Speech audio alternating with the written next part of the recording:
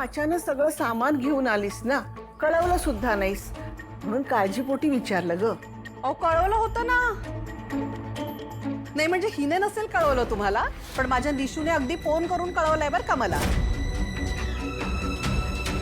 म्हणजे तारणी घरी काही झालंय का? म्हणजे तू सहज आलीस ना? नवऱ्याशी भांडून लेक सहज येते का माहेरी? काय ग, बोल ना, नेमकं काय झालंय का तारिणी? आता का तोंड बंद आहे तुझं? हा, तिकडे खांडेकरांकडे नवऱ्याशी भांडताना फार चुरू बोलत होतीस ना, मग आता बोल ना.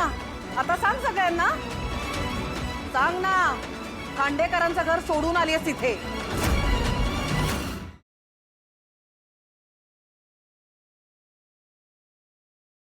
आजच डाउनलोड करा आणि तुमच्या आवडत्या मालिकांचा आनंद लुटा.